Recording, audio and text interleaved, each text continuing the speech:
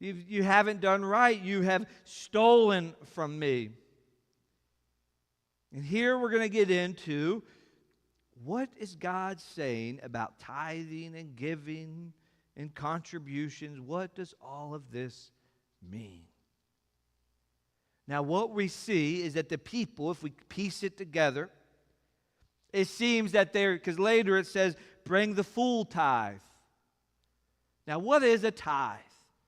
In the Old Testament, it really goes back, you could really argue it goes back to even the time of Abraham, because there was a fellow named Melchizedek that tithed to Abraham, 10%. That word tithe, and you might just write it down, that word tithe means tenth. That's what it means. It's simple as that. But it's really spelled out most clearly in the book of Leviticus and really the law. We see, in fact, even in the law, it tells the people exactly what they should give and how they should give. Now, what the tithe was meant to do is the people were meant to give a tenth of all their produce, all the things that they had, all their possessions that they've earned that year. They give a tenth. And again, many times it was in the form of crops and food and animals.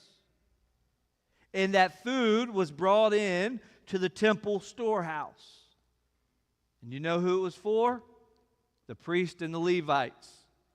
That was how they ate. That was how they survived, because they didn't have an allotment of land from God.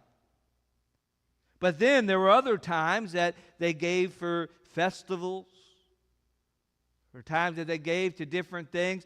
You know what? In many years, their tithe was around 23%.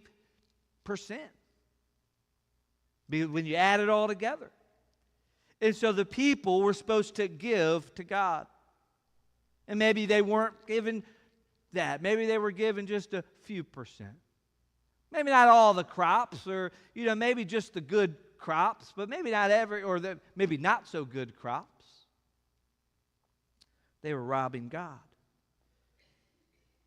And the people were breaking God's covenant. They were breaking the Mosaic covenant. They knew exactly what they should do, but they were not doing it. And it says, you are cursed. They probably were suffering some famine or different things. It says, you're cursed. All of you. Every single one of you. You're cursed.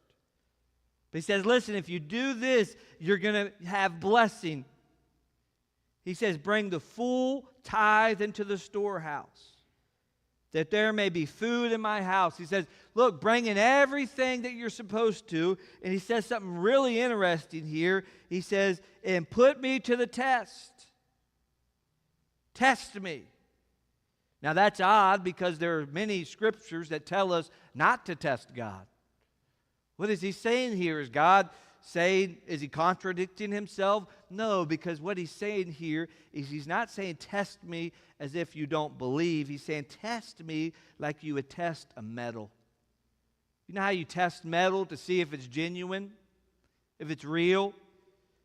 God's saying, listen, I want you to test like you would test gold to see if it's real. I want you to investigate and see if I will do what I say I will do.